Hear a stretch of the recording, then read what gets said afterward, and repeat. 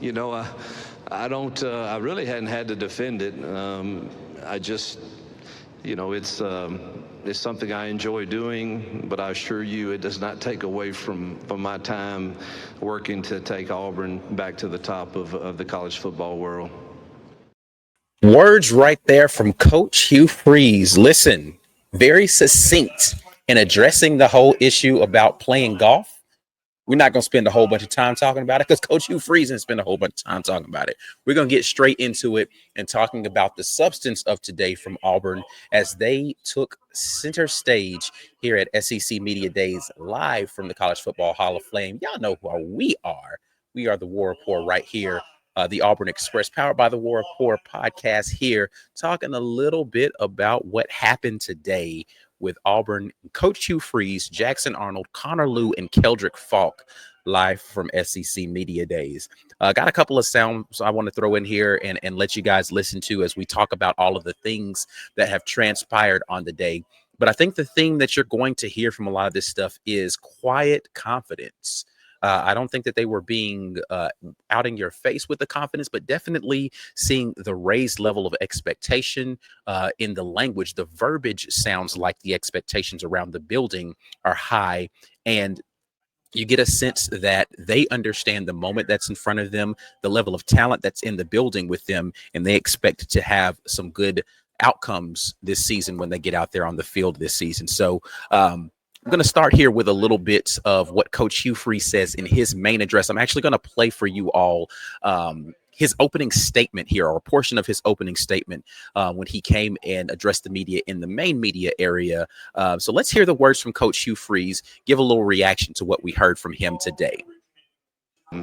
Our president, Chris Roberts, often says that Auburn has earned the right to dream the biggest dreams, and that's the way I feel about our football team, for our fans this year, and for our administration and for our team. I like our squad. I like the makeup of it. I like the staff. I love the energy that's in the building, and I can't be more excited about us having a chance to prove that we can compete in every single game that's on our schedule. And heading into our third year with respect, obviously, to our great league, our roster is just better. We're bigger, we're faster, we're stronger, our culture is strong, and our chemistry and carryover in coaching is here for a second consecutive year, and most of our locker room is bought in to the standard to which we think it will take for us to win football games. And so we brought three great ones here today in Jackson and Connor and Keldric. I know you got to visit with them, but those are incredible human beings. Number one, great Auburn men, and also tremendous leaders for our football team that we will count on heavily come this fall.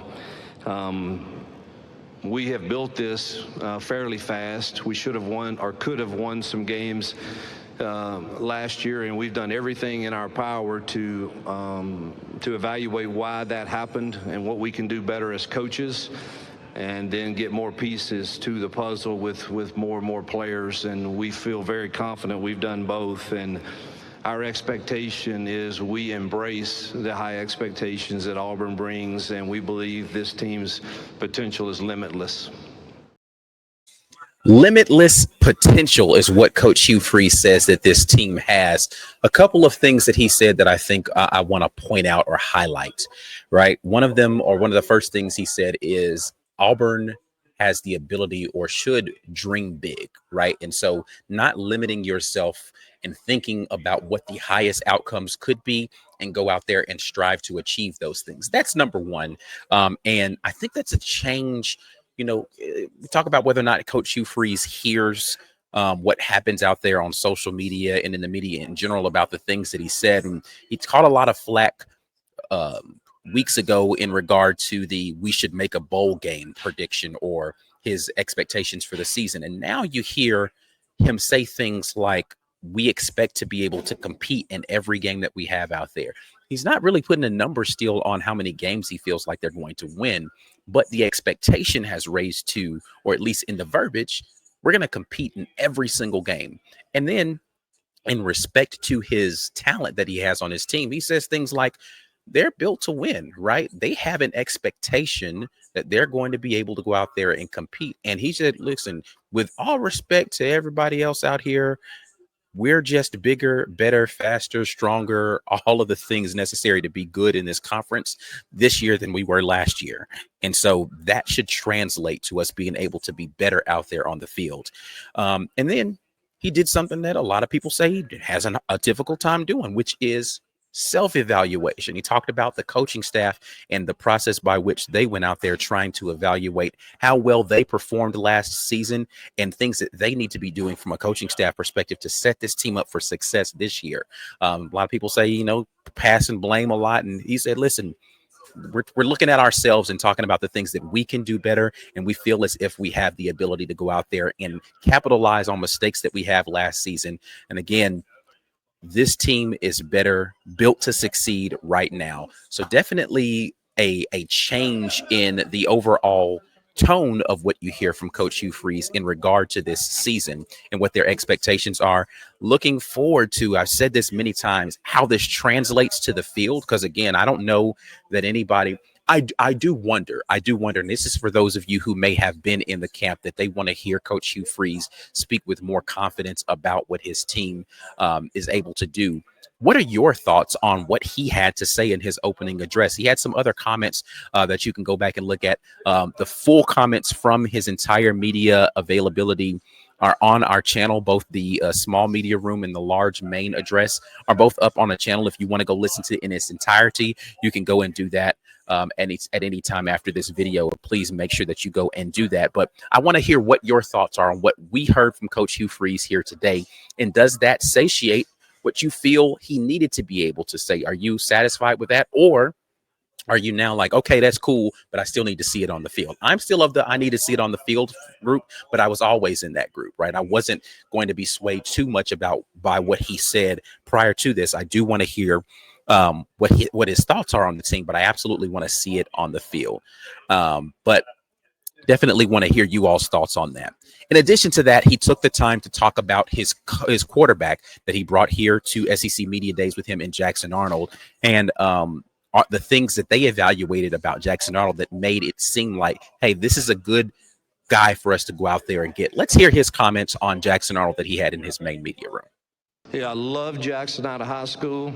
I think everybody did. He was a Gatorade Player of the Year, top quarterback in the country coming out. And, boy, he fit everything that I believe in doing offensively. And Coach Nix believes it. We've been together a long time, and he just fits that. So I knew how I felt about him then, but, of course, you're doing this speed dating here, and things weren't great statistically or whatever performance-wise. So then you have to do a deep dive into why was that, and can I get past whatever that was. And when you evaluate it, you said it. I mean, he had several different play callers, injured offensive line and receivers, and yet when you pull all of his throws, I still saw that there it is. That's what I saw. There it is again. He still has that about him. And then you look at his toughness, and in the Alabama game, putting his team on his back with his legs, and I mean, he had some tough runs. And so I knew he had the toughness to him. And now it was just a matter of, man, let's give this guy a restart and let him regain his swagger and confidence. And I knew that the receiver room we had could assist in that, and it did pretty quickly when he found out, man, I make a good throw in this area, in this one-on-one, our guys are making plays. And I've seen that swagger and confidence come back pretty quickly.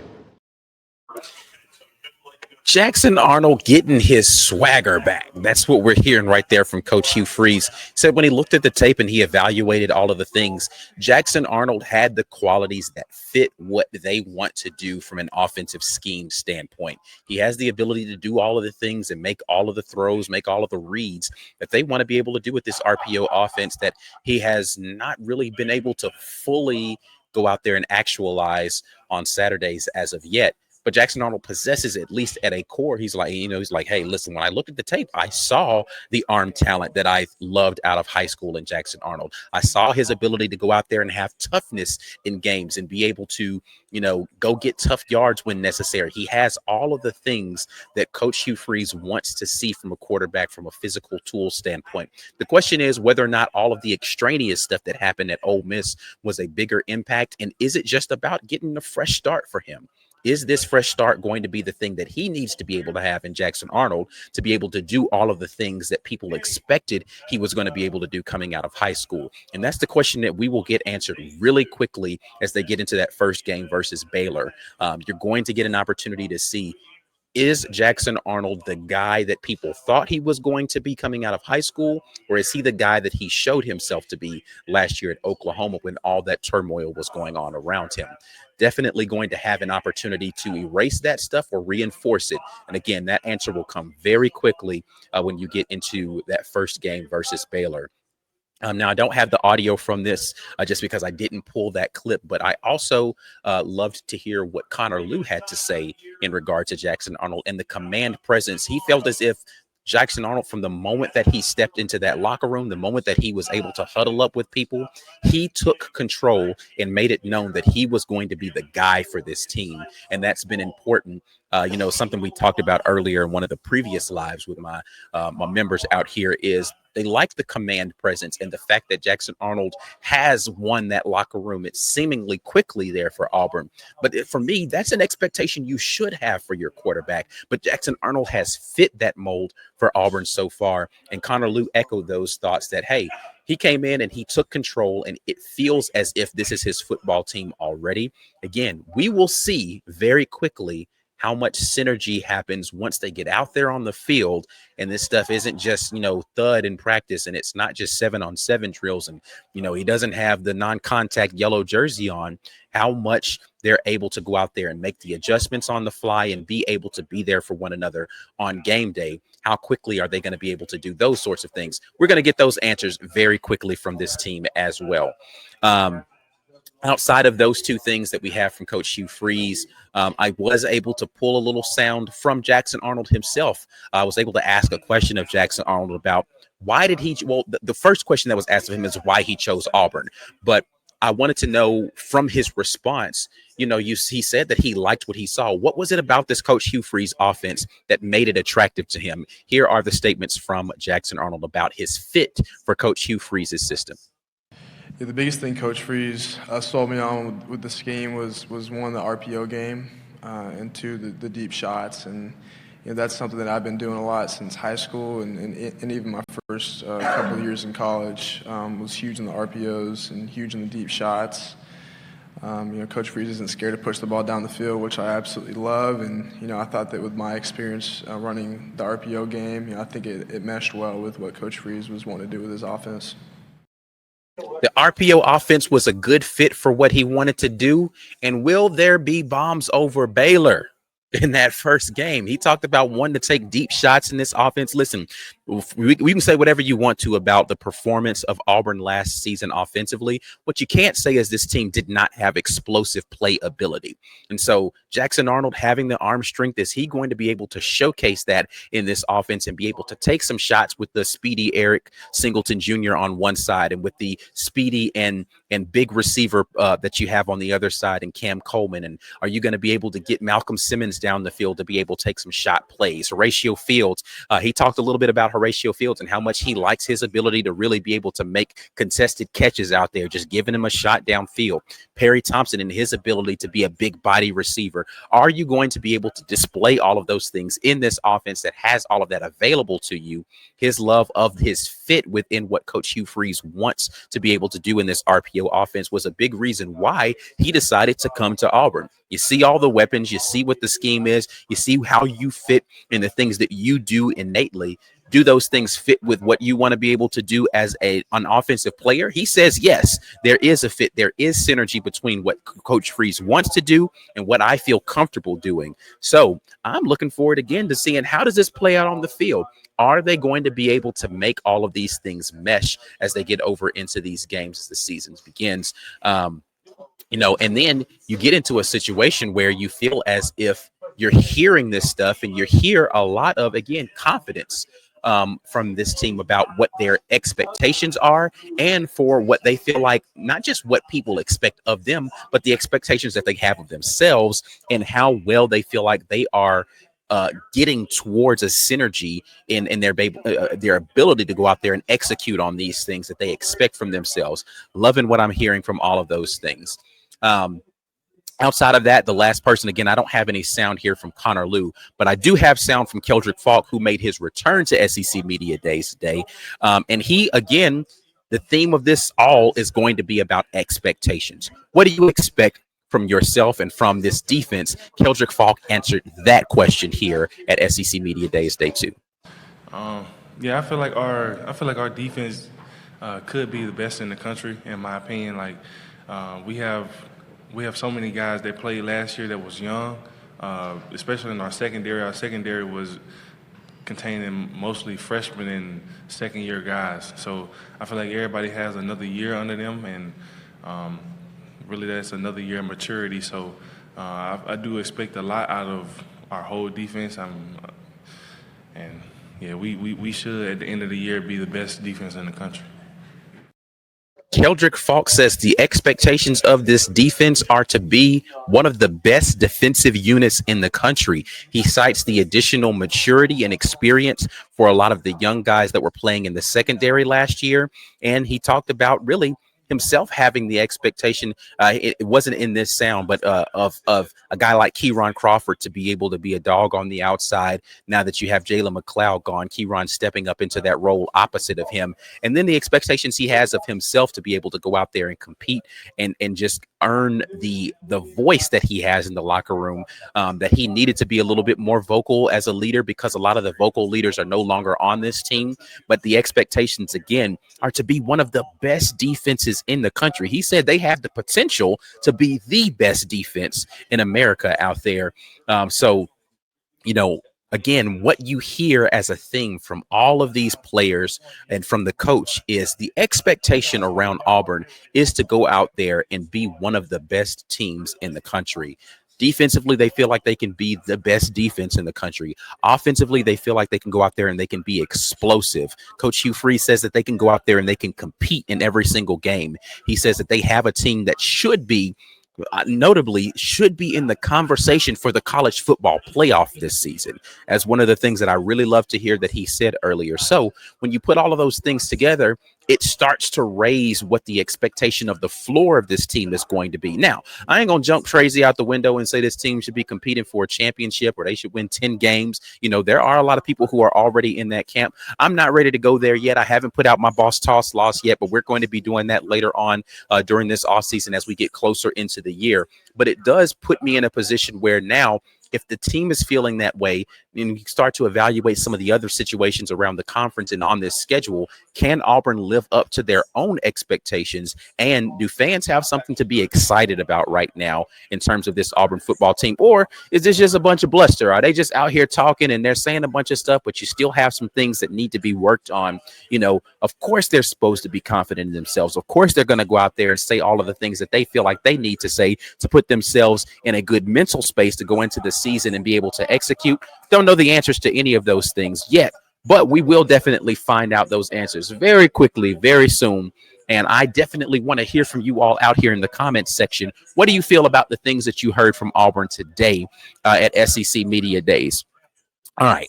That's it. That's all I had for you guys in a quick recap of what we have. I want to thank the sponsor of today's SEC Media Days recap, and that's our folks over at Sets for Society. Tune in and stand out with Sets for Society.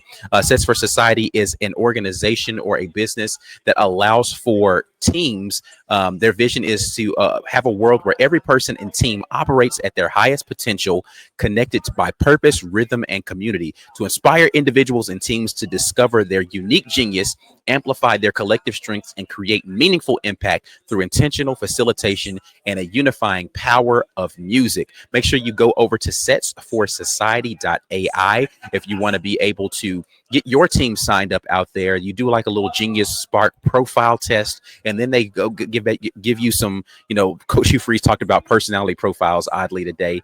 This is something that you can do for your team to be able to get your team at an optimal running position. Go over to setsforsociety.ai, tune in and stand out with Sets for Society. But again, over in the comment section, I want to hear your thoughts about all the things that we've had to say about SEC Media Days and what are the things that you've heard. If you want to hear all of the comments from everybody in full, those are out here on our channel as well. But we'll be back at you guys with more great coverage right here from SEC Media Days 2025, live from the College Football Hall of Fame here in Atlanta. Until the next time, and as always, War Eagle, I'm out of here.